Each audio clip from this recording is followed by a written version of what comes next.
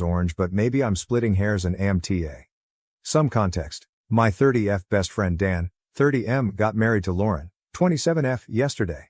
Dan and I have been best friends since high school, and despite always being platonic with no romantic interests on either side, his now wife Lauren has always disliked me. In their 3 years of dating, I have not been allowed to see Dan alone because she feels that it's suspicious that I want to hang out with him. Honestly, I just missed my friend. Despite me being happily married, she's always kept me at arm's length. I always figured this was because she's from a very conservative family. Dan has spoken to her multiple times, and after she'll back off for a bit before reverting to complaining about him being friends with a girl again. It's not ideal, but she makes Dan happy, so I made my peace with it. That brings us to the wedding. Originally I was going to be in the groom's party, but Lauren ended up crying, saying a wedding is not a place to swap gender roles. Dan was fighting her on this, but I told him I'll just attend as a guest, and not to choose this hill to die on. The dress code was warm tone garden party, and we were encouraged to wear earthy warm colors. I picked out a bronze/orange dress that I thought fit this perfectly, and the style even matched some examples they gave. In short, I thought I had nailed it. The wedding went great, however at the reception Lauren dragged me aside and said, "I cannot believe you would wear gold to my wedding. You're not the first prize, you're just *** king trashy." I was so shocked the moment I just stared at her. She practically screamed at me to leave, and she was drawing attention, so I grabbed my husband, said goodbye to Dan and left. Dan reached out after and told me he was upset I left his wedding so soon. Lauren's mom has texted me saying I ruined the wedding for her daughter and I'm stupid for wearing a gold dress. She's saying it's as bad as wearing white. I was genuinely not aware this was a thing. I want to reach out to Dan to explain, but I don't know if I'm in the wrong here. AITA, relevant comments. Any chance you or Dan have a crush on each other? I am happily married, and Dan and I would rather eat glass than have anything romantic happen between us. We are just not each other's type and see each other as siblings. I genuinely don't think Dan has ever secretly liked me either. Commenter, downvoted.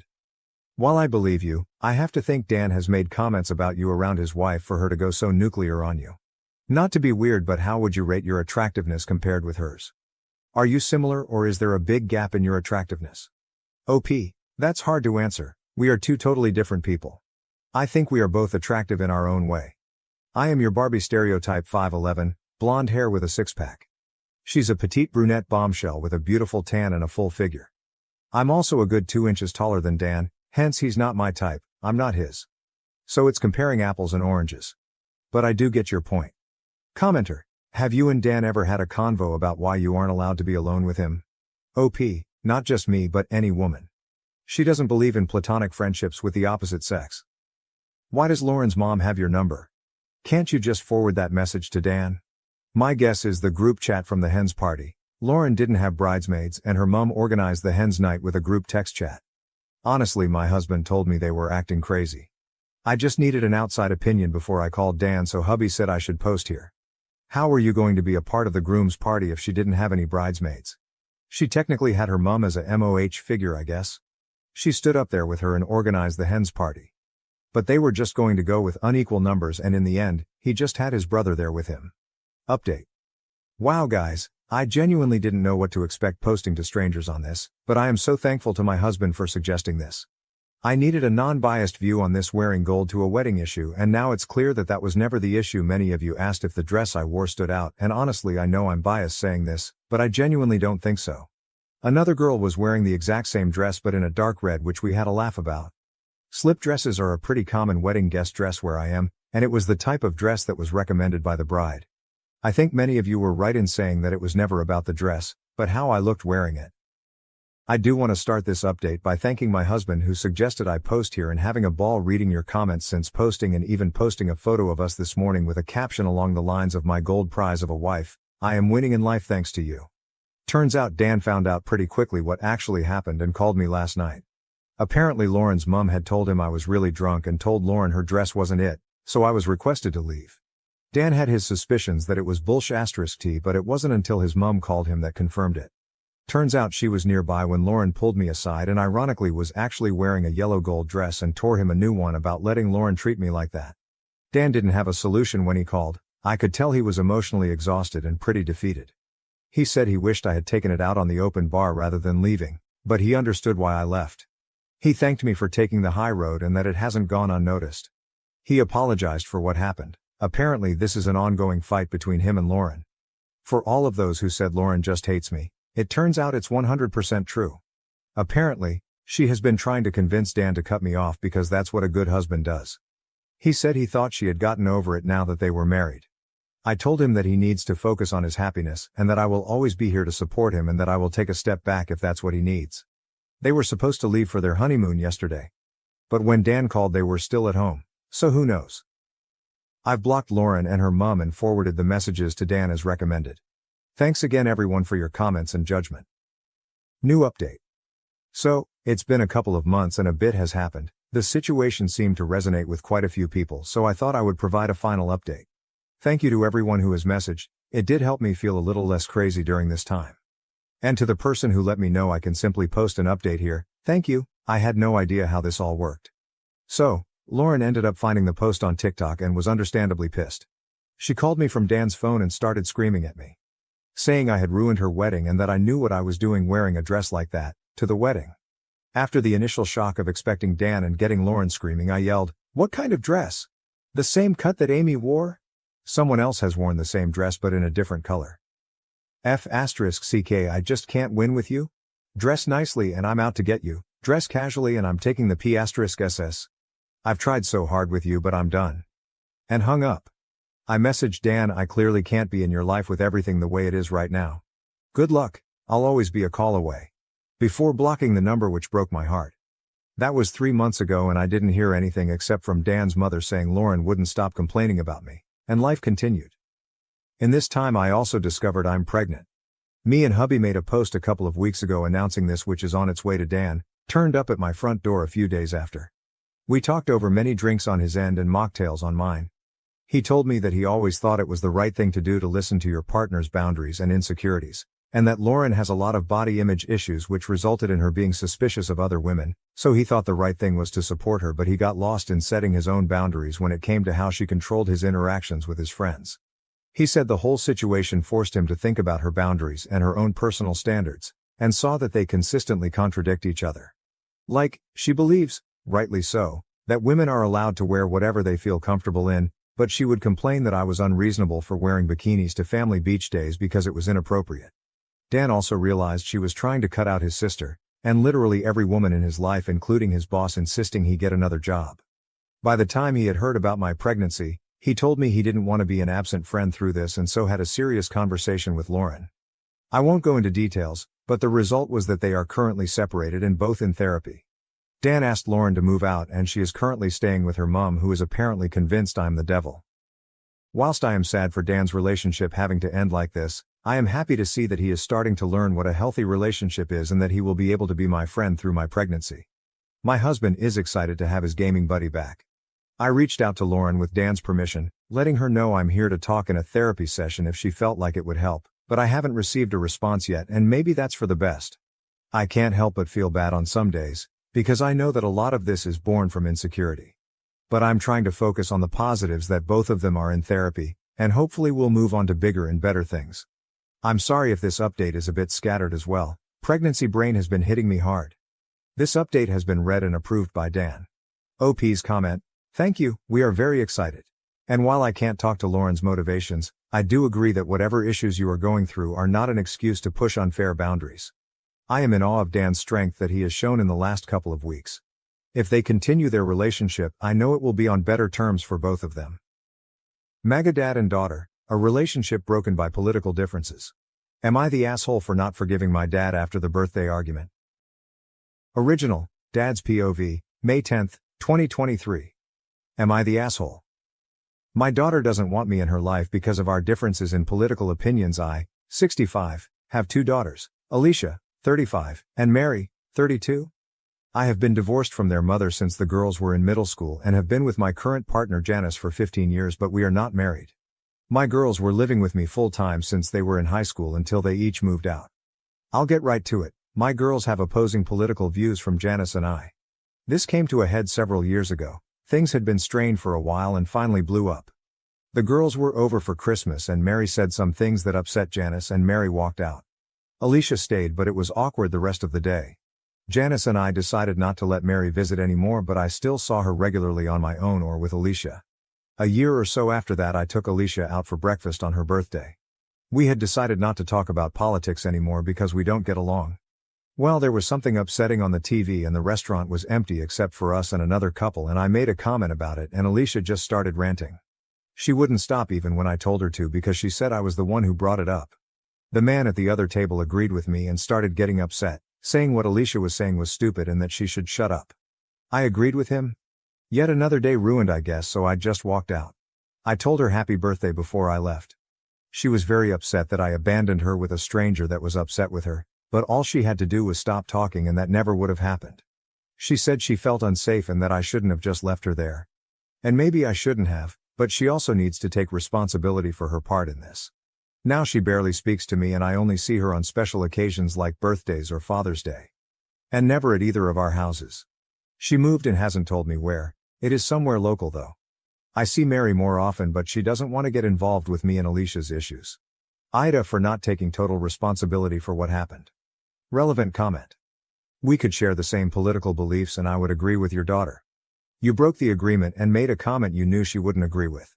Then you got mad when she responded to the comment, then you agreed with a stranger and escalated the issue. He told her to shut up and she was talking stupid. No one says that in a calm manner.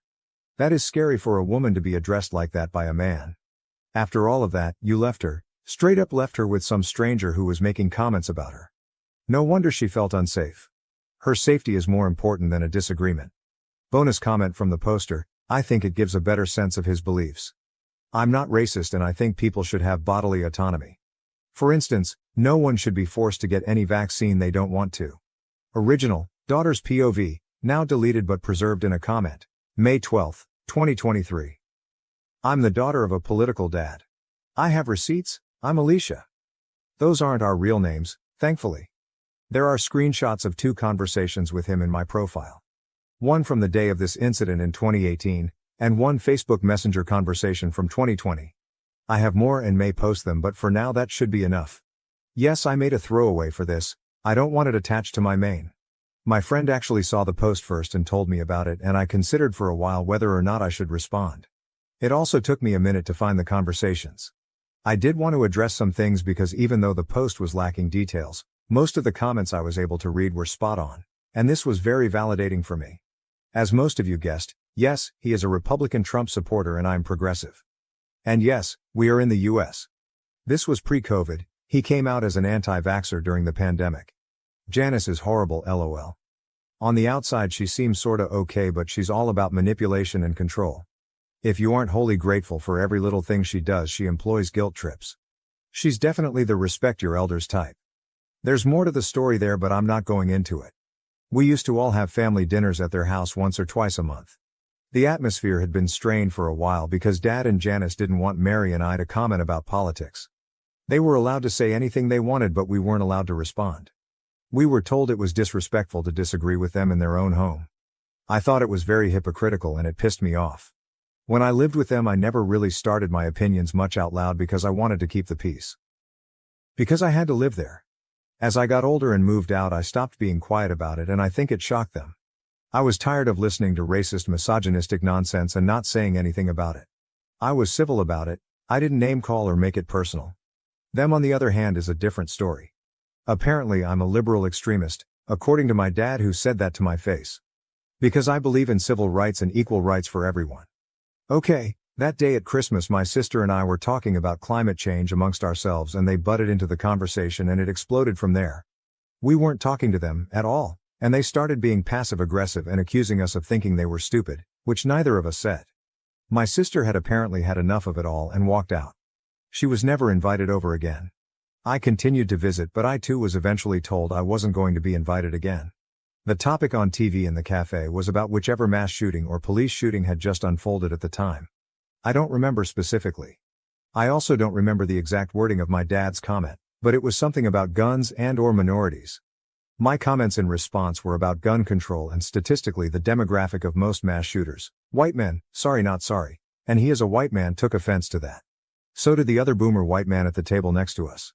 I didn't care, I wouldn't have started it, but I was sick of him getting in his little comments and thinking I wouldn't say anything back because we agreed not to talk about things like that. After my dad's initial snide comment and I started listing statistics, my dad told me to stop talking. I said why, I'm not ashamed of anything I'm saying. Neither of us were being loud, by the way, it was a private conversation at a normal speaking volume. At that point, the other man sitting with his wife said loudly, "Well, I'd like her to shut up," and started saying things about how what I was saying was stupid. I sat there in shock, and just as I was about to collect myself and tell him to fuck off, my dad turned around to him and said, "You know what, sir, I agree with you," which put me into shock again. I literally could not believe that just happened. My dad then stood up, muttered happy birthday at me, and walked out. The man continued to spout angry nonsense in my direction while his wife tried to calm him down, and I tried to think about how fast I could get to the police station next door if he tried something. I sat there for a few minutes in shock, and his wife came over to me and started apologizing profusely. I eventually left too and tried not to cry on my way home. Not that it matters a whole bunch, but we drove there separately and had paid for our food already. So he didn't leave me without a way home and didn't stick me with the bill. Ever since I started speaking up about my opinions, my dad has been very patronizing and condescending.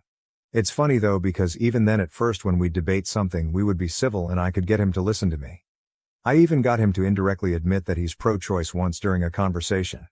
He doesn't identify as that, but when we spoke logically and reasonably about it, he admitted that at least in some situations abortion should be allowed. I said, "Congratulations, that makes you pro-choice." And he didn't have anything to say to that, lol. I think it's the buzzwords and the faux news that's really tripped him up, and it's unfortunate. He and Janice live very much in their own little fantasy land and don't like being reminded that it isn't real. They've stopped going to family events partly because of this and partly because of Janice's medical condition. And I think partly because no one likes her. I already turned off messages and I don't really want to be responding to a bunch of comments. I might turn them off altogether at some point if that's an option, but we'll see how this goes. This has already gotten way more attention than I'm comfy with, but I didn't want to leave everyone hanging. There were some really insightful comments that gleaned a lot of truth without knowing the full situation, so I wanted to give some closure. And also to say thanks, this has helped me a lot. As for what I'm going to do about it in real life, probably nothing, because I'm pretty much done trying to do anything but keep up a surface-level relationship. Once in a while he tells my sister he misses me, as if he doesn't understand what happened. We've had so many conversations about this that if he doesn't get it by now he never will, and I'm done trying. If you're wondering why I don't just cut him out completely, I'm not really sure myself. I guess I just don't have it in me right now. OP's receipts. Transcript, dated November 3, 2018. OP, thanks for leaving me there alone with that potentially violent guy. OP, I was just scared, you know, and you just left. OP, make no mistake though, I will not be silent, I will be scared and loud. OP, remember how mom used to send us to school in tears? That's how I feel now. OP, you've become really good at breaking my heart. OP, I told you I'd been censored, harassed and censored in the past and you didn't say anything close to "I'm sorry that happened to you." OP, I guess you don't care. I'm sorry you don't want to have a relationship with me because we don't agree on things. Dad, if you still want to talk, it will be in person and in private. OP. G, censored name, I'm sorry you feel like that. I didn't mean to make you feel sad or abandoned. Is that what you meant? OP, right, well I get that you're at work and this isn't the best time. So you just let me know when you're ready to treat me like a human. 6:38 p.m. Dad, do you want to talk? OP, not tonight. Transcript, dated October 28, 2020. Dad, you know, you can reach out too. I haven't heard from you, so I figured you wanted space for whatever reason. OP, I want space. What's there even to say? I'm not allowed at your house, you don't want to come to mine. You actively avoid family gatherings. You abandoned me on my birthday in a public place with a strange man who was yelling at me after you took his side a few years ago. That was what made me start seeing a therapist. BTW. You bring up hypothetical situations where we'd be on the opposite sides of a hypothetical civil war for no other reason than to divide us, I guess. You've made it very clear that your politics are more important to you than I am. I get the very clear impression that you don't want me in your life, so I'm not trying to be anymore. Dad. So you're good as is? OP, if that's going to be your response to all of that, yeah. Dad, okay. OP, guess that means you're good with it too. Dad, I'm not going to push you into anything you're not good with. OP, right, that fact that this was your only response to everything I just said means it's all true, and why would I want to pursue anything with someone who thinks politics are more important than their own daughter? Someone who betrays her and then abandons her in a scary situation. Dad. Sad it's come to this. You want to talk, you can call. It's up to you. OP. Sad indeed. I bought a house. BTW, and I'm moving on, censored. Not that I think you'd ever try to visit me, but just in case I won't live there anymore. Dad, so do you want to talk or not? OP, do you? Dad, I'm always open to conversation. OP, tell me now if you stand by anything you've said or done, 'cause if so I don't see the point in talking about it. Dad. So you don't take responsibility for anything? OP, ha ha ha, do I take responsibility for you abandoning me? No. For not being allowed at your house? The reason being because you and Redacted wanted to talk about politics but wanted to prevent me from saying anything. No. For you not wanting to come to my house? No. For you avoiding family gatherings in general? No. For you loving your politics more than me? No. Do I take responsibility for having my own opinions and deciding that I won't stay silent anymore? Sure. But you didn't like that.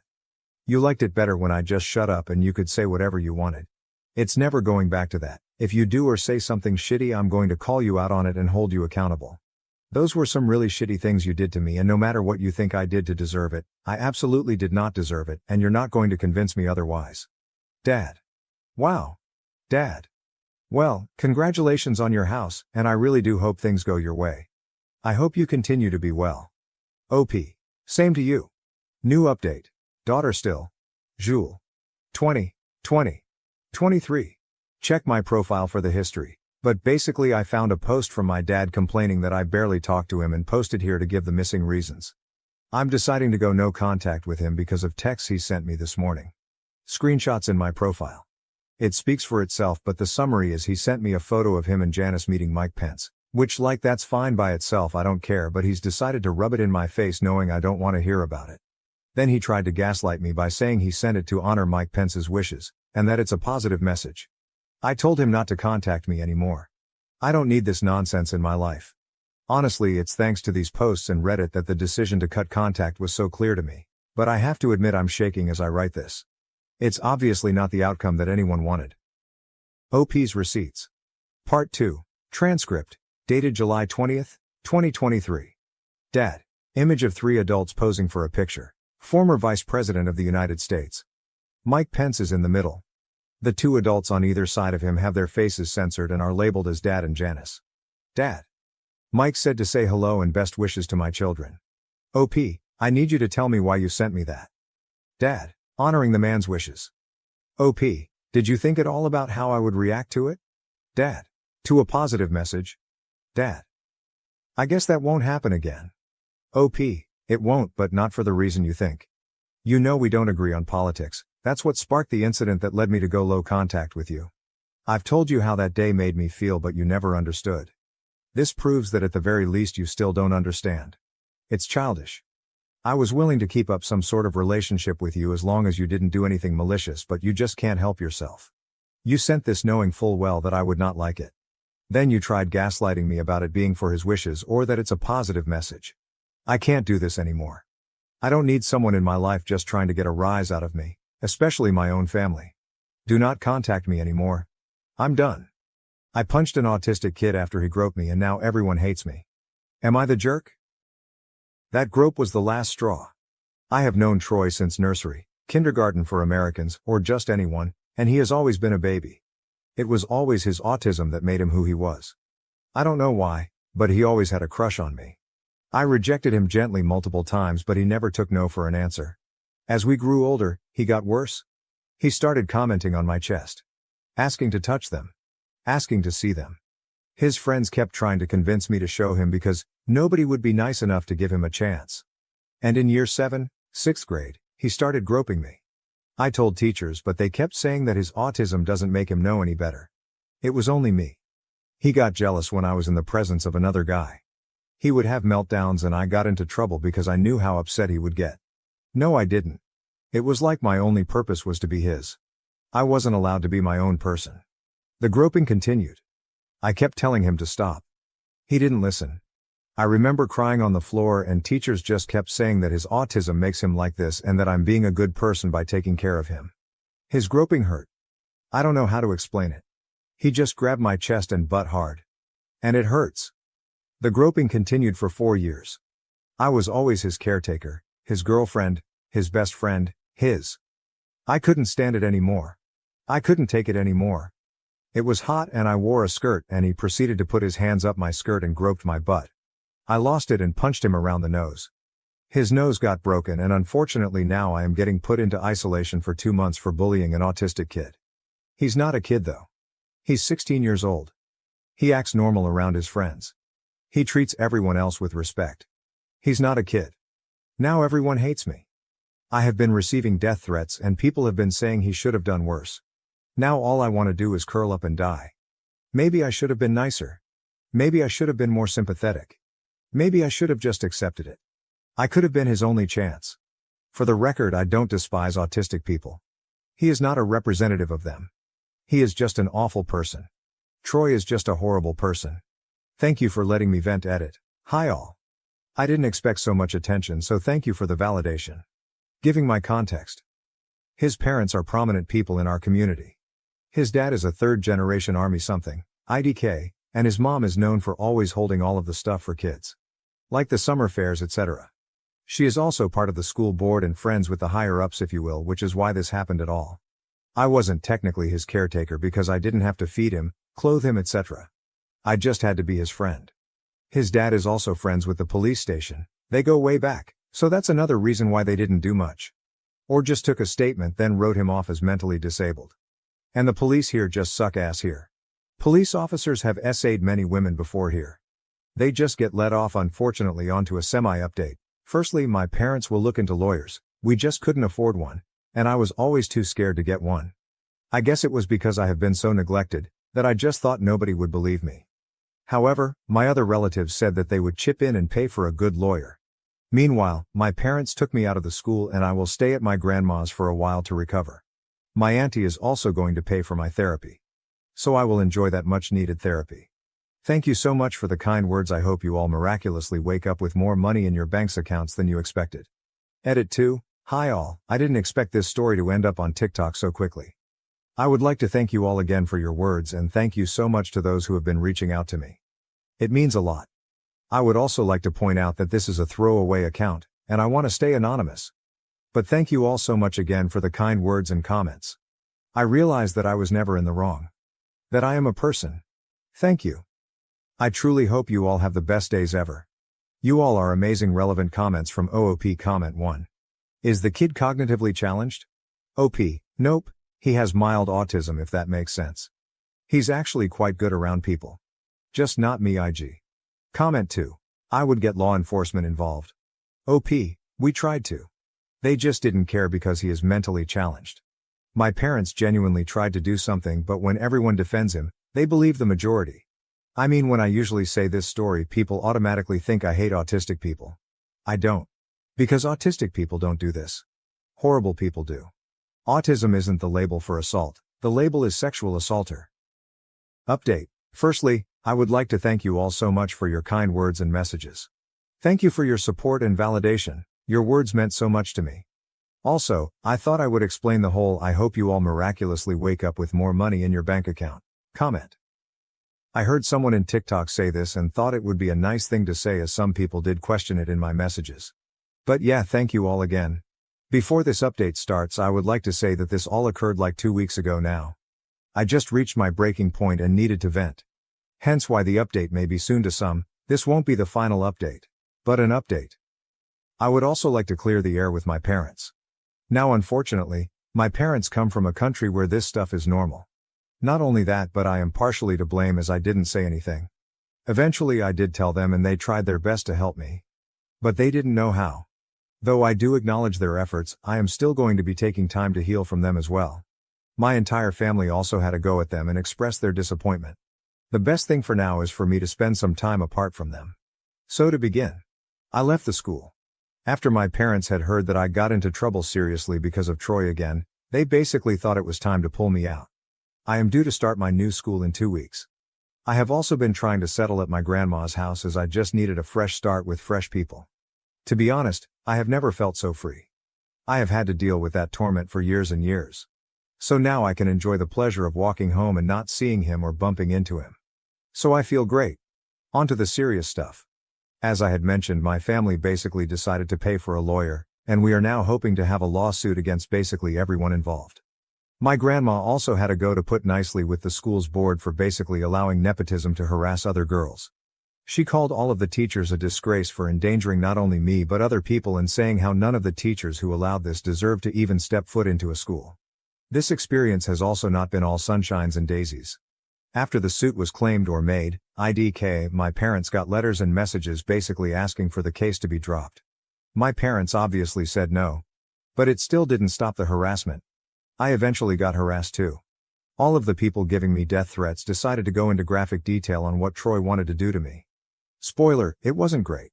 And Troy's parents showed up on my doorstep demanding to see me and talk to me and how Troy is ready to apologize. Thankfully by then my uncle and I had been on the way to my grandma's house. However, my parents obviously didn't let them in regardless and said that if they wanted to communicate it had to be through a lawyer. The harassment didn't stop.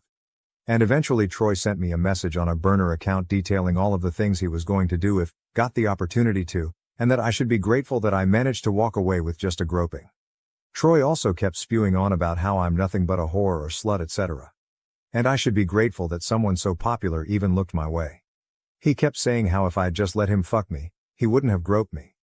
However, I know if I did that I would no longer be myself. I would be his property forever. The thought of that makes me want to vomit. Also his logic doesn't make sense to me. Anyway, I just got receipts and blocked him. I also asked my parents to help me change my number. And I did. My grandma, being the person she is, decided that wasn't good enough and got me a whole new phone. She claims it's compensation for my trauma. Thanks, Grandma. I am starting therapy the day after tomorrow and I am hoping to start family therapy in August as, truthfully, I don't know if I'm mad at my parents or should be mad. Like, is it my fault for not saying anything? But that's all the update I can give you for now. The lawsuit will be a whole other process and hopefully if I remember I can update you all again. Thank you so much for your words. I truly appreciate all of you. I hope this update is clear enough for you and apologies if you made it this far. My best friend claims I owe her everything I have, including my boyfriend. She thinks I wouldn't be successful without her. Is she right?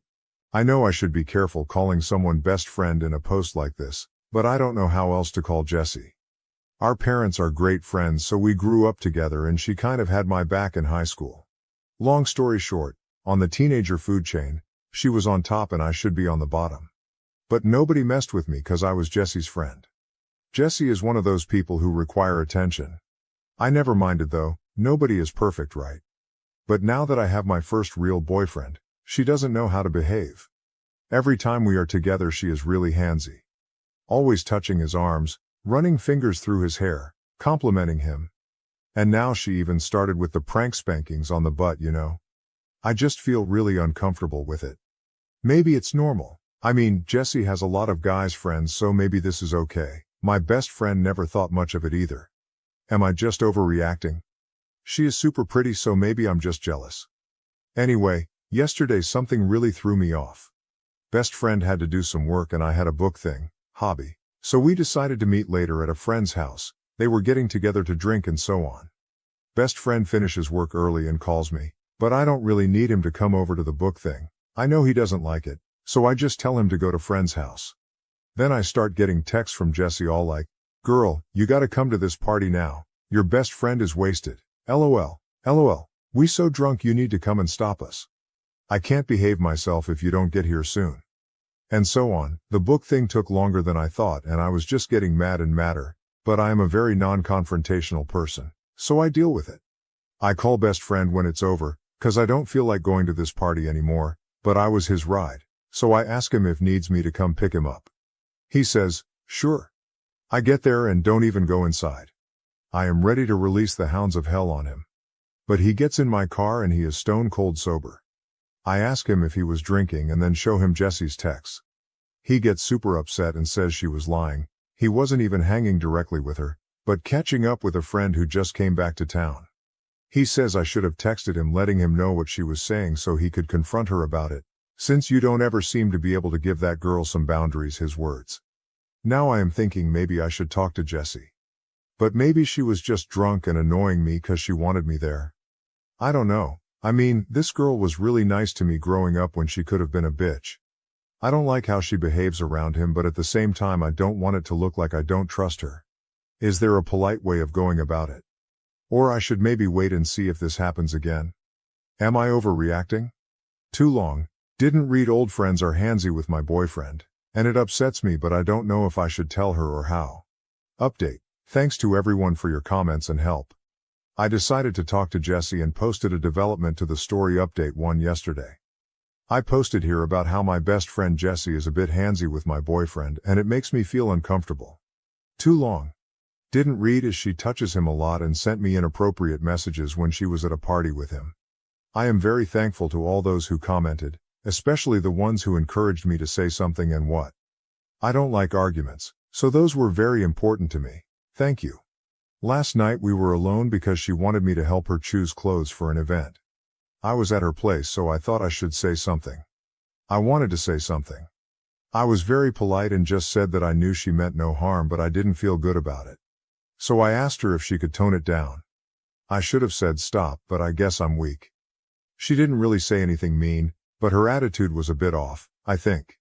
She was looking at me in a scornful kind of way, and the way she smiled once I was done talking. It just felt weird. She didn't say anything else but, okay, and we just moved on to choosing her clothes and I left after. We were supposed to go get something to eat but she said she was tired. I am not dumb, she was hurt. So I texted a common friend, more her friend than mine, and without getting into details, I just told him that I talked to Jess about something that was important to me but that I was afraid she may have gotten the wrong idea from it. The common friend said, look, I don't want to get involved, but you should watch it. I asked what he meant, he said nothing, just watch it. A little while after that he texts me back and says changed my mind, I do want to get involved, and sends me a bunch of prints of texts going back and forth between him and Jessie. It basically starts with him asking her if the two of us had a fight, 'cause I was worried. He was kind with his words, I don't mind him stepping in. And then just a non-stop stream of her being horrible. She says I had a big mouth and was judging her behavior 'cause I'm a prude who doesn't know how to be around guys.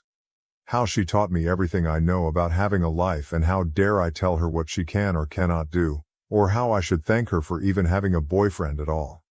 Common friend actually called her out for being rude and no friend of mine. After the prints he told me I'm done with her, I give up and you should watch it. He also said it was okay if I told her I had the prints. I didn't though, didn't know what to say. I mean she is not 100% wrong, but even though I know that, it really hurts to read those. This morning I woke up and saw she texted me late at night. She says she knows Pete sent me the prints and she didn't mean to be rude, but it's ridiculous that I'm jealous of her because if she wanted my best friend she could just have him. You want me to prove it? So I'm being silly and should drop it, is what she meant. She ends it with kisses and a joke. So I don't know if she was being playful, apologizing, threatening or being pragmatic. I didn't answer her yet. I don't know what to say. Should I even say something? Or should I just let it go? I wish I could talk to someone about this but I am very private. I usually go to Jessie with these things. Help, too long. Didn't read asked an old friend to stop being so handsy with my boyfriend. She took it the wrong way and told a common friend I got no business telling her what to do since I owe her so much notable comments.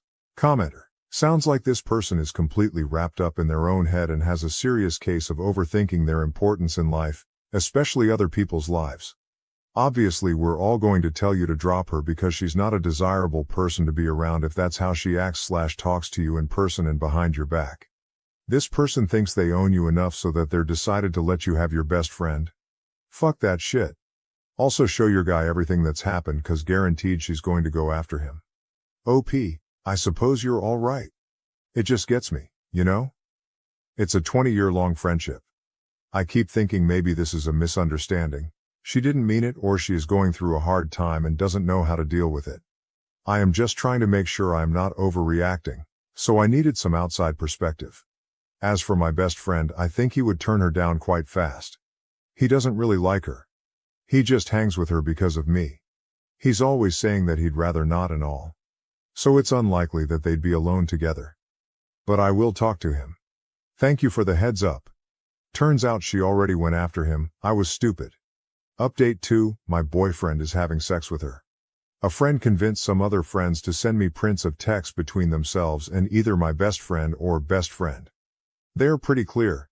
I confronted my best friend, he looked lost, said he loves me and it was just sex. He says Jessie kept throwing herself at him, teasing him, and he said he didn't like her but I still wanted to hang out. He said he just had sex with her to see if she would move on and leave him alone, and that it only happened a couple of times. Says he won't do it anymore. He doesn't even like her. He loves me, asking me to please forgive him. From the texts, once I finally made it through them all, I think that Jessie went to the party, where me and my best friend met, because she wanted to hook up with him. She had it bad for him, but he didn't feel the same way. She was trying to get him to break up with me and then to get me to break up with him. It worked. As of yesterday he is a single man. In some of those texts they are talking about some of the hookups. I feel like throwing up. I blocked him, 'cause he was still trying to get in touch. I ghosted her. But she just sent me a message saying she just heard what happened and, this was probably for the best, right? And I feel like fucking screaming. I don't know if this is an update or just me venting. Thanks for listening either way. Edit: I don't want to sound melodramatic or sappy or anything, but you all brought me to tears. We keep hearing about how it is insanity to rely on the internet for personal connections, but I just lost a boyfriend, a best friend and a whole group of friends. And instead of feeling alone, I am more and more feeling like fuck yeah, that was the right thing to do, I will be okay. It still hurts. But not as much as it would had I really been alone. I can't even begin to thank this sub. I really don't know what to say. Even on my previous post that didn't get as many responses, it was some of the comments there that made me approach the cheating thing knowing I had to break up and move on. So it changed my life at that moment. And considering I will be doing a lot of soul searching on toxic relationships, this probably changed my life for good. So thank you all so much for reaching out to a stranger. This community is so precious. And I got a gold, I don't even know what to say. Thank you so much. I don't mean to sound ungrateful, but I don't even know how much gold costs, and this is an alt account, so it won't really be used. Is there any way I can return it to the sender? Some of you are asking for an update. I might in a while, if there is something new to tell. Right now it's just more of the same. I don't think I will be able to answer all the comments, but I am trying to at least answer the ones with questions. Thank you. Notable comments. Commenter 1. Well yeah, I would just ditch that whole friend group and start trying to find new friends. My god, that's some fucked up shit. OP. Yep, done and done. I think I'm being too permissive with the word friend. It was going on for months, everyone knew, nobody had the decency to tell me. It was only the one friend who wasn't even that close who stood up for me. Commenter 2. You also can't make her hurt. She has no respect for you and clearly doesn't care. So it will be impossible anyways. It would have the same effect as a drunk stranger telling you that you're awful. It might make you angry but you didn't care about that stranger, so what they say is irrelevant. Also, I can't imagine anything so utterly not worth your time. The delightful side effect of just ghosting is that they will stew in it. They want the reaction, but they get none. They realize they lost all their power and never get to know and feel that satisfaction that comes from getting the reaction you wanted. OP, oh, I get what you mean. She is still texting me. I didn't mention one detail cause it wasn't important. We were all traveling together soon. My family paid for some of Jessie's expenses. She is messaging me about the vouchers, since I have them all. This fucking woman can't even wait a day to ask. It's like she suddenly remembered she still needs me. I mean, I am not giving them to her either way. Trip is off, can't she tell? She has no respect for you and clearly doesn't care. Absolute truth. Commenter 3. She would be more hurt by no response at all. To anything, ever. OP, go no contact. OP. I'm very much thinking the silence treatment will be the way to go. I think she just realized she needs me for the trip. She has been aggressively trying to contact me. Now she is saying that she liked my best friend first, and I was the one who stole him, so she is the one who should be mad. I know I should just block her everywhere. But is it petty that I am having fun watching her squirm? I wanted to have the last word, but not saying anything is driving her crazy. Commenter 4. He said he just had sex with her to see if she would move on and leave him alone, and that it only happened a couple of times. Says he won't do it anymore, he doesn't even like her, he loves me, asking me to please forgive him. LOL, what?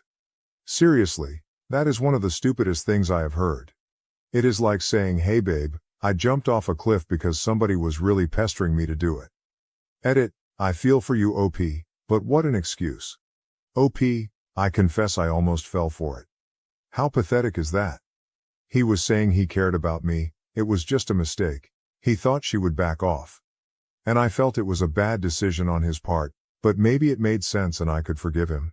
Then he said something like, and I didn't even like her, you were the one who always wanted us to hang. That's when my brain joined the party and I was like, is he seriously trying to blame this shit on me? More comments made by OP. Most disgusting part is that it is a trip we would take together with my best friend and some other friends. So she really thinks I would let my family pay for her to go on vacation with my ex who she cheated on me with. I'm starting to think this woman is sick. Like for real. I just went straight to venting, didn't I? Sorry. Well, it was all Pete really. After she texted she could get my best friend if she wanted to, I just answered back, WTF Jessie.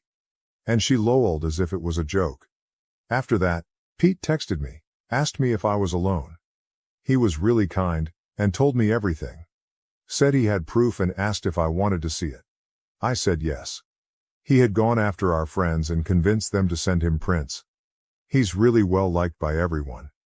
And he was the one who said enough Pete is gay BTW, just in case anyone jumps the gun like my mom did and think he did this because he's interested in me or something. He's not. He is just a decent person. No, I didn't get prints between best friend and Jessie. I guess I went straight to venting and didn't give much details. Wasn't expecting this response. There was this friend Pete who convinced 3 other friends to send him texts between them, 3 friends, and either Jessie or best friend, so he could have proof, 'cause he thought what was happening was disrespectful and someone should tell me. There were prints of texts between 2 friends and Jessie. And 1 other friend and best friend. They were pretty clear. Jessie especially didn't seem to care about hiding it at all. Best friend texts were mostly wondering if I had noticed something. And wanting Jessie to back off, while saying she was hot, etc. There was nothing 100% confirmation on his side. It wasn't a talk between him and one of his closest friends, so it was kind of generic. But when I confronted him, I said I had prints, without saying what they showed, and he just confessed. I really appreciate the prints. It was ultimate evidence. But I don't think they did it for me. It's a Pete thing, you'd have to know him to understand. He's the stand-up guy who is everyone's friend. He is a huge person. I think they sent the prints because it was something, for him, you know? He was the one leading the charge and dealing with consequences. If it were just me, I don't think they would have done it. Update 3 I said I'd come back if anything relevant happened. EX best friend kept trying to get in touch through common friends. They kept asking me to unblock him and at least hear him out, 'cause he was really sorry, he loved me, he was a mess, he didn't mean to. Someone even went as far as to ask me if I was really sure it happened. They offered to send me prints of texts where he was talking about me, so I'd see how he always had great things to say and how much he cared. But I've had it with the print screen drama for life and said no. To the ones who insisted I told them I wasn't unblocking him, had nothing to say or hear, and if they kept pushing me, I'd block them too. I ran into my EX best friend at this book thing I go to often, hobby of mine. Maybe I'm being presumptuous, but I think he went there for me. He didn't really have any business there, but I'm just speculating really. He asked if I had a few minutes for coffee. I said I was late. He walked me to my car. He looked so good, smelled great. He was so sweet. Was even wearing his hair the way I like it.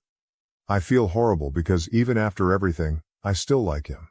He apologized some more. Said he knew I needed time and space but asked if I'd consider giving him another chance 'cause he would wait for me. Said he would never talk to Jessie again. And would act like they had restraining orders against each other. And I just found it really funny how everything he was saying required me trusting him. Which I don't. So I told him I wasn't interested anymore and he should move on. I wish I said something snappier or wittier. But I had nothing. This was Saturday. I haven't heard from him or friends since. I think that was that. Jessie also kept trying to talk to me. Like I told some of you in the comments, I had a trip coming up. It would have been me, Jessie, EX best friend and a few friends. Since Jessie couldn't afford it, my parents paid for most of her expenses. She must have remembered this right after everything went down and panicked because I had everything. Vouchers, confirmation emails, credit card info. She went crazy. Even showed up at my place. I wasn't home and my roommate told her to fuck off. Exact words. I didn't block her at first cause I admit I was having some fun watching her despair. I talked to my mom and she was amazing. Told me I should cancel everything even if it cost us money. It was fine. So I did. And for one last bit of print screen drama. I printed all the emails I got confirming cancellations and sent those to Jessie with the word bye, before blocking her. My roommate has been amazing. We were never really close and now I don't even know why. She canceled plans with her friends to stay with me and invited me to go out with them next weekend. A few of you suggested I see a therapist and I did, yesterday. I really liked it. It was just one appointment and I mostly just talked, but it felt good. She gave me homework. She talked a little about unhealthy and abusive relationships and asked me to think about my friendship with Jessie and try to point out what was healthy and what was unhealthy about it. Made me realize she was never really my friend. She was taking advantage of me for years and she even had me thanking her for it. Therapist also told me about this saying, I think that's what it is, called the narcissist's prayer, which goes something like, that didn't happen. If it did, it wasn't my fault. If it was, I didn't mean it. And if I did, then you deserved it, which is totally how Jessie is handling this whole thing now. So good riddance indeed. And a final piece of gossip. Pete talked to me yesterday. He checks up sometimes, he's a good guy. Again, he is gay, in case someone is still thinking this might turn into a romantic comedy. He said Jessie was super sure that since I broke things off, she and Dean would hook up right away. But apparently he doesn't have the same plans and that freaked her out over the weekend. Pete says he really is a mess and went out drinking hard 4 nights in a row to the point he had to be carried home by his pals. And yesterday, they all went out for lunch at this burger place. Jessie was going to run her fingers through his hair or something and he just pushed her away and told her to stop and to never touch him again. Great that now he manages to do that, huh? I guess in the end he really did like me in his sick way. The thing is, I don't want to be with someone who likes me in a sick way. I want to be with someone who likes me in a healthy way. I think I deserve that. I am also thinking about taking the money I got back from the trip to go somewhere else by myself. Haven't decided yet. Anyway, this will be the final update on this, since it is unlikely that I will have anything new to add. Now I think I just need time to heal and let go, you know? I might come back in a few months if there is reason to do a "Yay, life is awesome now" post. But I wanted to post this update now cause I wanted to end this whole story on a bright note. And of course, thank you all again. You are the best. Too long. Didn't read it's all good. As well as could be anyway. Thanks Reddit. Am I the A for telling my pregnant wife to stop using her condition as an excuse for not contributing to household chores and responsibilities? Original post. February 24, 2023. I am 36 years old and my wife is 28. After trying hard for a baby, we finally got lucky, and she is now pregnant. However, it seems she is using her pregnancy to her advantage. She recently adopted a cat, despite my allergies saying, "Think of the baby," or, "The baby needs a buddy." I reluctantly agreed but kept my distance from the cat. Whenever I ask her to help with chores around the house, she always claims she can't because of the baby. I tried to communicate that I don't want the baby to be an excuse for everything. But she started yelling at me, saying I have no idea what it's like to be pregnant and that I should get over it. It hurt me, I will admit. I stayed quiet and did everything she asked. I needed a break, no doubt. I cleaned the house every day, went to work, and took care of the cat she wanted while she quit her job and stayed home doing nothing but watching TV and eating. I did her makeup as she asked, rubbed her feet and massaged her, but it never seemed to be enough. One day, I asked if I could go hang out with my friends for a bit, and she got mad and started screaming that she needed me here. What about the baby? I was so tired and fed up that I told her to stop using her pregnancy as an excuse to get away with things. I cared about the baby, but I would not stand for this. She called me an asshole, and I walked out. Am I the A? Relevant comments. OP had 183, so I narrowed down as much as possible. Important comment. Before the pregnancy, we always shared the chores equally, and our communication was great. However, after she got pregnant, things began to change gradually. At first it was understandable. She couldn't bend over to tie her shoes or reach certain things. I did everything for her without any questions. but as time went on, it got progressively worse. She couldn't do laundry, cook meals, vacuum, or even check the mail. Everything became my responsibility. I didn't have time to visit friends or do anything for myself outside of earning money, taking care of the baby and my wife, and managing the household. It felt overwhelming as she no longer contributed. She continuously used the baby or her pregnancy as an excuse.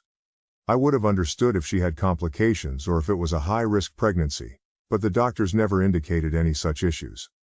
It reached a point where I had to give her massages, do her makeup and nails, and buy her expensive maternity clothes because she still wanted to look good. I understood her desire to feel pretty, possibly due to insecurities, but it was draining our finances. For instance, she wanted a robe she saw on TikTok that cost $160. Meanwhile, we hadn't spent nearly as much on the baby, only having a week's worth of clothes, while she accumulated much more. She has been acting on impulses like buying a cat despite knowing I am allergic. I tried to attribute it to pregnancy hormones, but it doesn't seem to be the case anymore. More about his plans for the cat. OP shared his thoughts on the situation with the cat, explaining that he wishes he could love cats the way people without allergies can, but unfortunately, he cannot. He wants to give an animal all the love and affection it deserves, but his allergies limit his ability to do so. Additionally, he barely has time for the cat and believes it would be better for someone who can love it more to adopt it. The cat is sweet, but it is simply not a good fit for him. To a different commenter, OP mentioned that he is looking for quality shelters and does not want a no-kill shelter that is poorly managed or a breeding ground. Although he has never owned or adopted an animal, he wants them to be loved and cared for. He is open to suggestions for good animal shelters. Responding to another comment, OP explained that even though his allergies are minor, he still wants to be cautious around his own house. He does not see any problem with avoiding allergens, even if they are minor. OP loves cats and finds them adorable, but the allergy and other considerations make it difficult for him to keep one, so he needs to take precautions. Commenter: Bro. She's pregnant, not disabled. Now if she was 8 to 9 months, that would be different in terms of pampering and house chores. But makeup? Get ready for a long ride, my dude. OP responded that his wife acts like her pregnancy is high risk, even though it is not. She is 6 months pregnant, and their finances have been more focused on her than the baby. Commenter: Going to her how? At 6 months, the only extra money she needs might be for maternity clothes, good prenatal vitamins, and some money for cravings or small extras.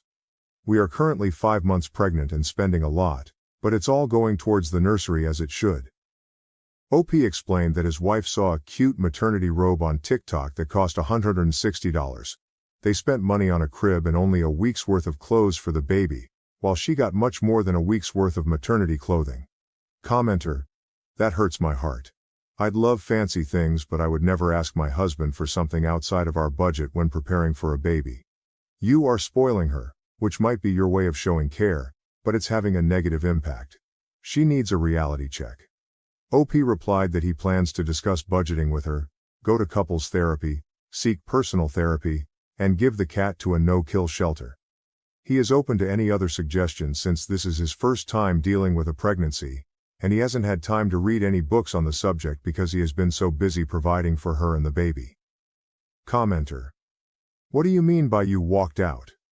OP clarified that by walked out, he meant he left the house to hang out with a friend, but the hanging out turned into him talking about all the problems he was having with his wife. Commenter: Not the A.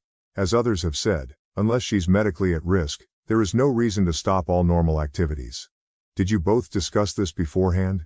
Did you agree it was fine for her to quit working and that you would handle everything?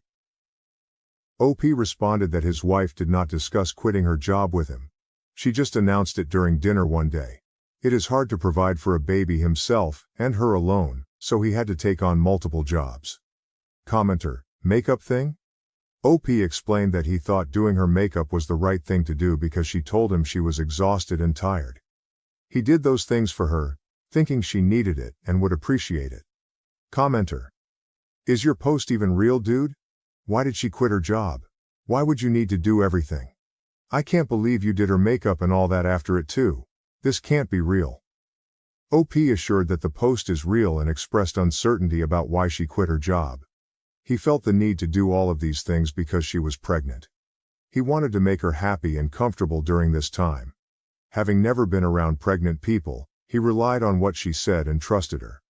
However, over time, it became more difficult and demanding, making it hard for him to be happy.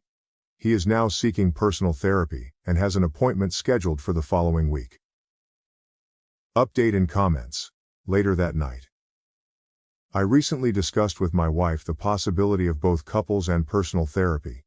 She agreed that personal therapy was essential since, according to her, I have been the one experiencing all the issues in our relationship since she became pregnant. However, she was opposed to the idea of couples therapy. When I asked her why, she simply said, "Too much stress for me and the baby. Why are you making this such a big deal?" When I tried to explain that other mothers had suggested it as beneficial and healthy, she became angry and questioned, "Why are you talking to other girls? Do you not trust me?"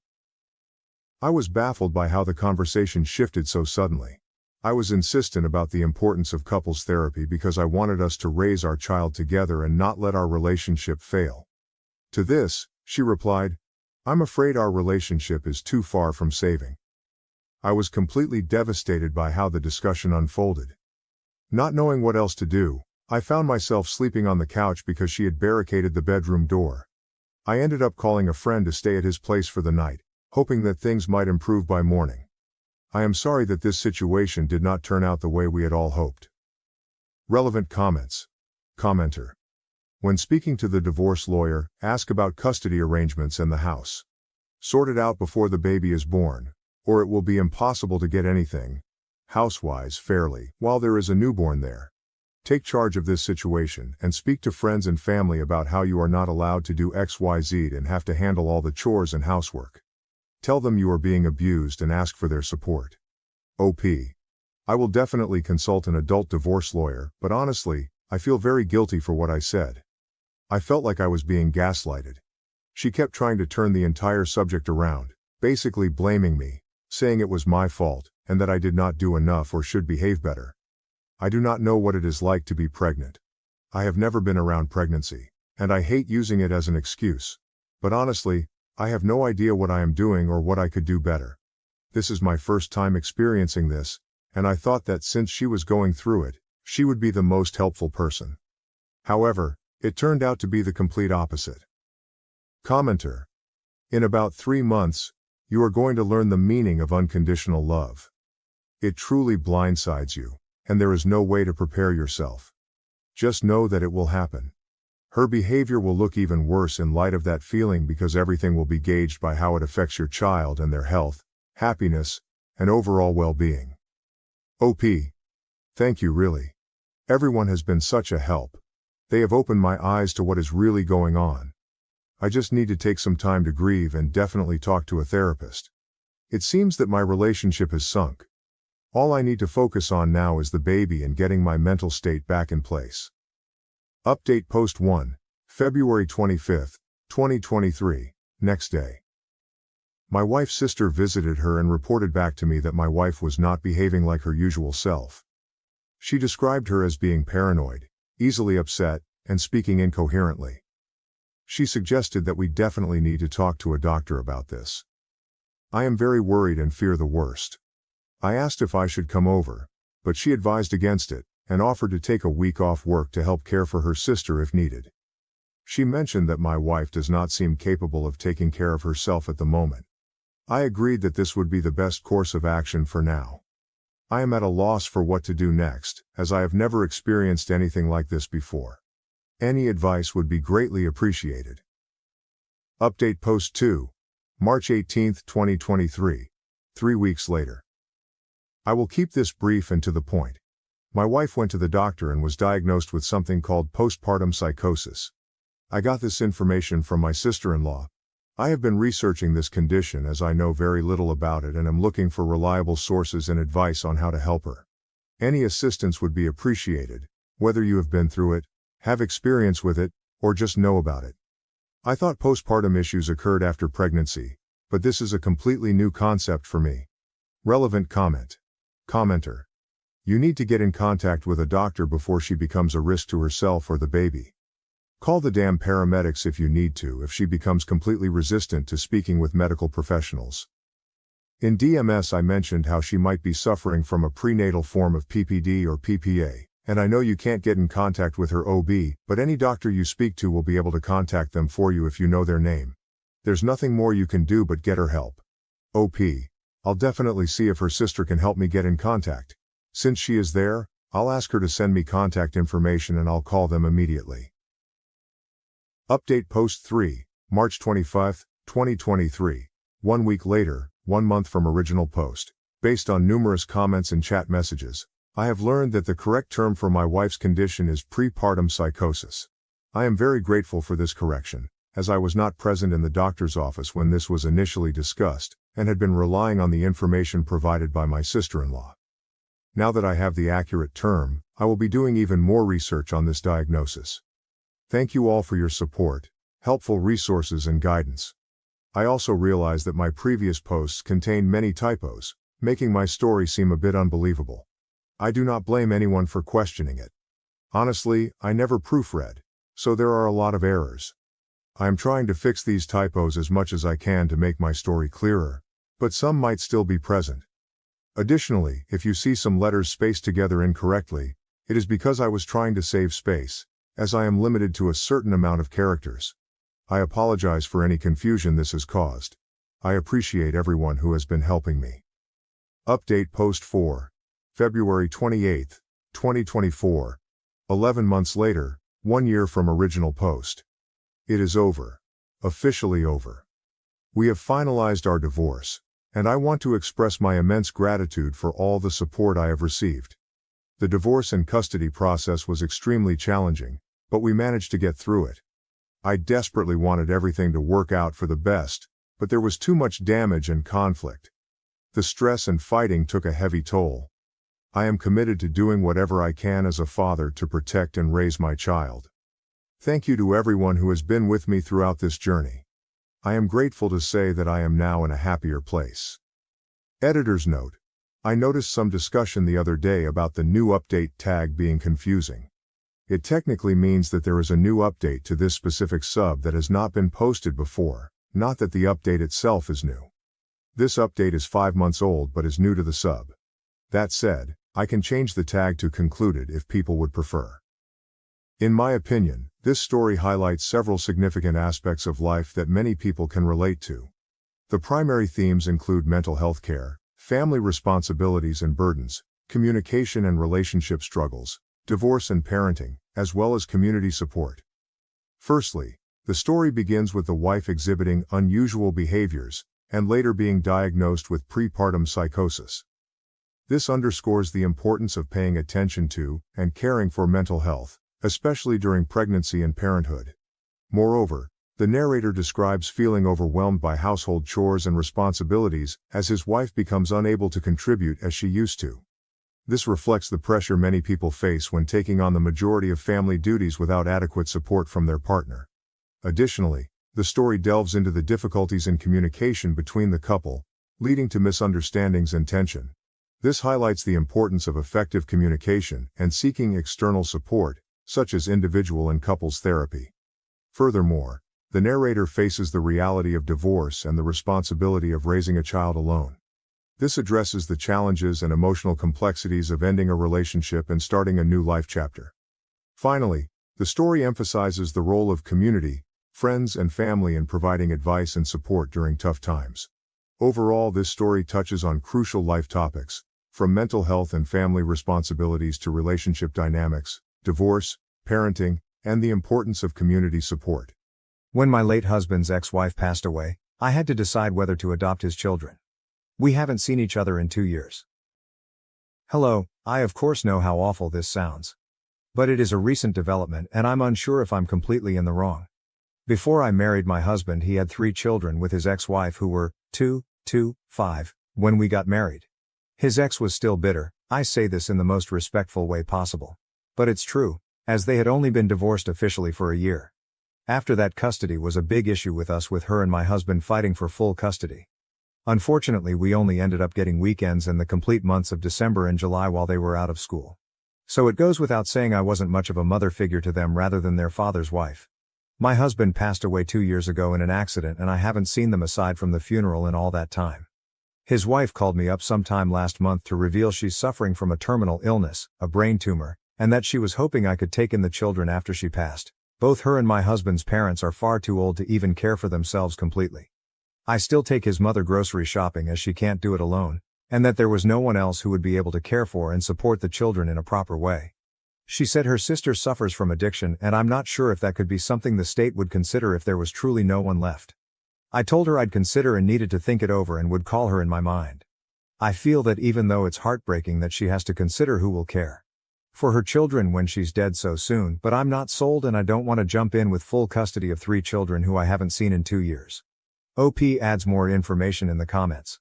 For people who thought it was relevant. We were married for 5 years and together for 6. The kids are now 10, 14.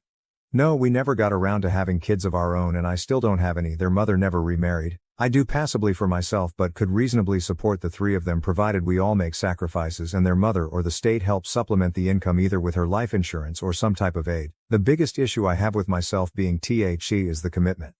These are little people who my husband loved dearly but at the same time I barely know.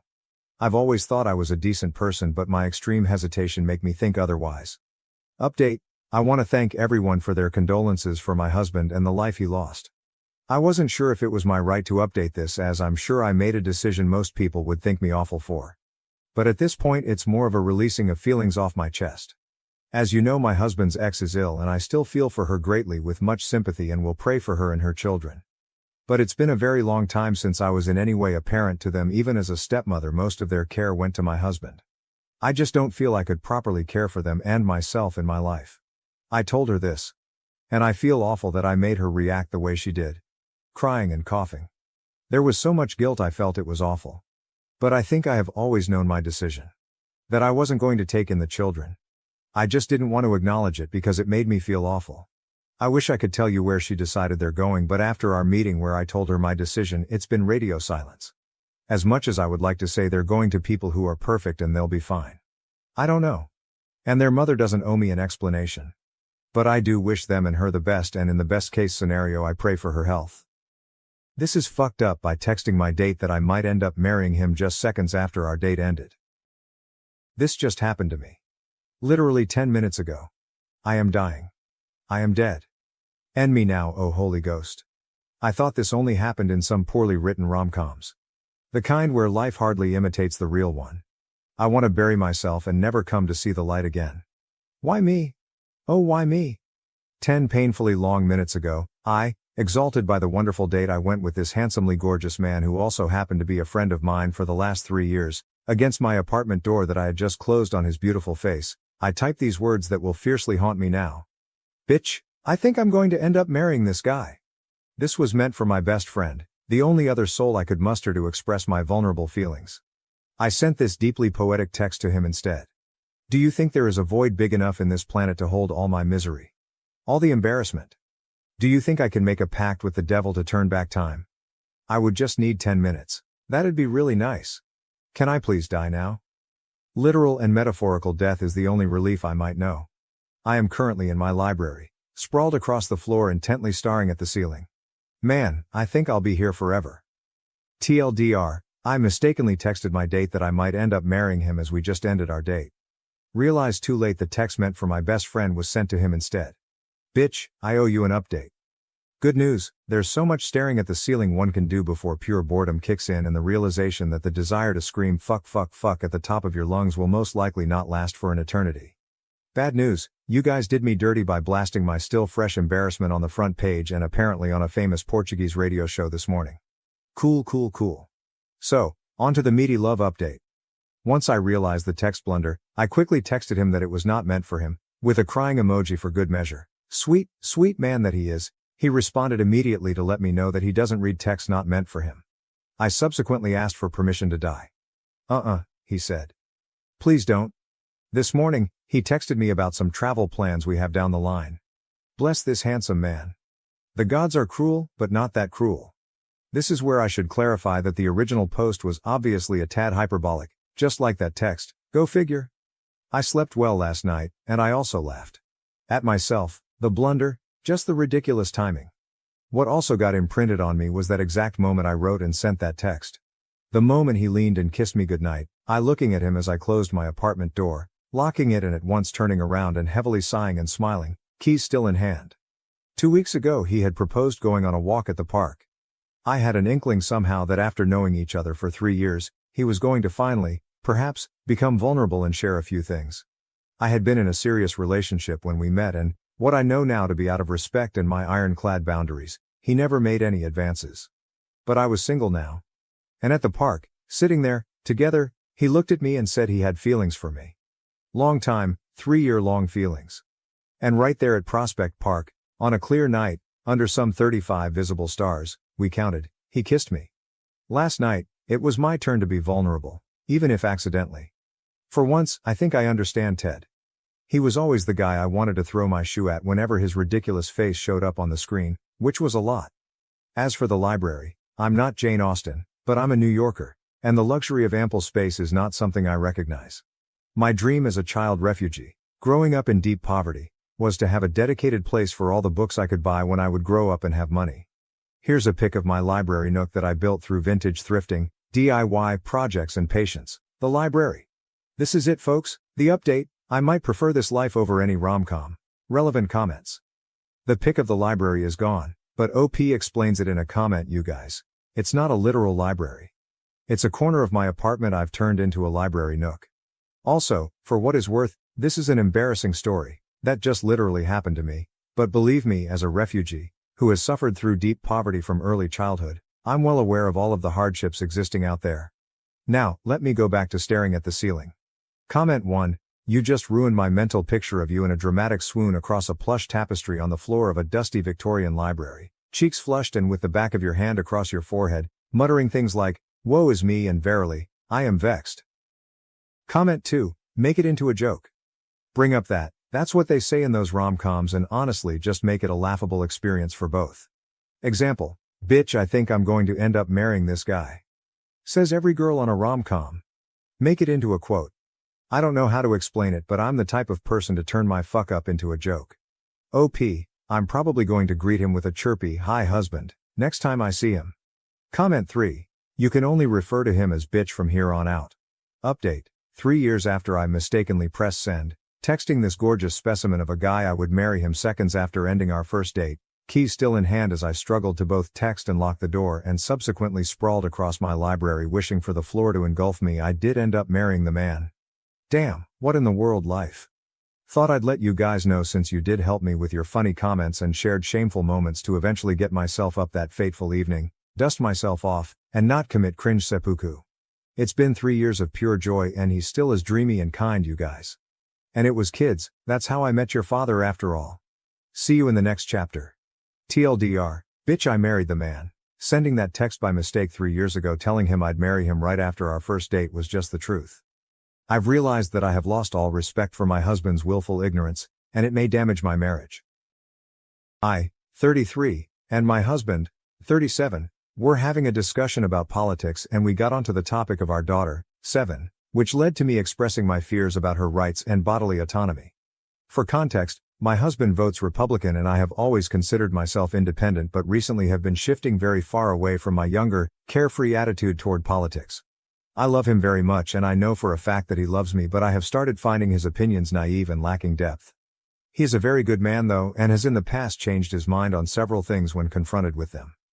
Further context, my cousin lives in a strict anti-abortion state and almost died a few years ago when the doctors waited until she was actively dying of sepsis before they decided it was okay to remove the dead baby from her body even though it had been dead for weeks beforehand. So needless to say I had a wake-up call and sharpened up my principles until they are very shiny and pointy. Last night when we were talking about abortion rights being healthcare, I lost my composure out of sheer terror about the possibility of a similar disaster with my cousin happening to our daughter and how I struggle to understand how he doesn't see the problem with his party and that in fact I think he is being willfully ignorant to the danger I and my daughter face in favor of his idea about making economics work for our family. I also said that if our daughter dies due to something preventable, like the ability to get a timely and much-needed abortion, or gets shot to death in school that I would let my own mother rot in a nursing home. She votes R too, and I'd never be able to look him in the face again, which would basically be me disappearing and divorcing him. I was crying and upset and explaining how scared I was, and he asked me in a very hurt manner if I'd actually abandon him like that. I am truthful to a fault and said that I would, perhaps out of a sense of illogical grief and betrayal, because I'd know my concerns were not taken seriously and that they had abandoned common sense and did nothing to attempt preventing a very real consequence of voting away mine and my daughter's right to health care. I equated it to a slow-motion car wreck with our daughter in mortal danger and him just watching it happen because it doesn't involve his own body. I know he needs to hear it. But I think I was too raw and open about it to steer the conversation in a healthy way, and I have a very blunt manner. I apologized this morning for saying that I'd leave him, even though I knew I would, and he tentatively accepted it. And I said we'd talk about things later when I can articulate things in a healthier way. But I'm at a loss as to how to make it known how deadly serious this is to me and not make him feel like I'd abandon our marriage over just any sensitive topic. I do not need people telling me to leave him. I don't think I know how to make it any more digestible and be clear without going nuclear over something that has not happened, as our daughter is too young to suffer that yet. The rub is that I am the person who is changing the dynamic of our relationship, and I'm beginning to understand how politics breaks up families. Relevant comments. Comment 1. Ask him to name scenarios that he would accept the premature death of his daughter. Ask him to name what life-saving healthcare he would be willing to deny for his daughter based on principles. If he can't name any, ask him why is abortion different. Use your cousin's story as a hypothetical for your daughter, but be as graphic with it as you can be. But in all honesty, if you must labor so much to convince him to care about yours and your daughter's health and well-being, then this should also serve as a wake-up call to you. And if I were you, I'd take back your apology. You meant what you said and only apologized to comfort him. I say let him be uncomfortable. Why are you so concerned with the bluntness of your words and not concerned about how quick he is to dismiss you? Comment 2. I'm the daughter of a Republican dad and liberal mom. I'm honestly not sure why they are still together, and think it is because they are older and retired. Luckily, I live in a liberal state that doesn't take away human rights, so I think it allows my mom not to think about it as much. It's been since Trump that I've really seen the division between them. I don't really have any advice to give you, but the perspective from a daughter in a similar type of situation. I love my dad, but I don't have a lot of respect for him because I don't think he actually understands what's going on. It hurts as a daughter to know my dad votes for a party that is actively doing bad to a lot of human rights, mainly because he believes in the economics of Republicans. I also hate having to be around my parents in the evening, especially if they are watching the news. My mom definitely holds frustration for my dad and takes it out by saying mean things to him. And I feel like my dad doesn't take it seriously, because I don't think he actually understands how scary this is for certain people. I wish my parents would do therapy together, and honestly you guys should probably do therapy together if you actually want to make your marriage work without resentment growing. Comment 3. The worst part is all these men talk about the economics of being a Republican, when all the data shows time and time again that those economics are absolutely horrible for 99.9% of us. They literally will cause harm to their families and others because they believe lies and don't want to hear otherwise. Comment 4. I understand why you don't want advice to leave him, but you may have to accept that as your reality simply because your morals, values, and ethics are no longer compatible. But of course, do everything you can to try to reach him. Obviously, deep down, you know him and know he has the potential. I went through this with my own husband years ago. And I wasn't nice about it. It was pretty much a deal breaker for me then, and now, and he was too busy being smugly libertarian on every other issue, so I had nothing to lose. That said, once he extracted his head from his rectum, I've been happy to explain things from my perspective as long as he's willing to actually listen. He's not perfect, but he gets a lot that men generally don't or take for granted. I do know that one of my big points was that his views meant I couldn't trust him. Women's reproductive rights sure don't affect men directly, but by not caring about the issue because they care about the women in their life, they are sending a clear message that women are interchangeable appliances. He either cares about the things that are important to you or he doesn't actually care about you. He can't claim to love and respect you and want a future with you if he's voting against your basic interests. That is hurtful for you, but you are allowing him to center his feelings hurt because you threatened to divorce him someday. He's hurting you now, but he wants to focus on his potential future pain that would be a direct consequence of his behavior now. Let that sink in. He is telling you exactly where you stand with him in multiple ways. Further, he's deluded if he thinks voting for Trump Republicans is going to actually be good for his finances. Maybe in the short term.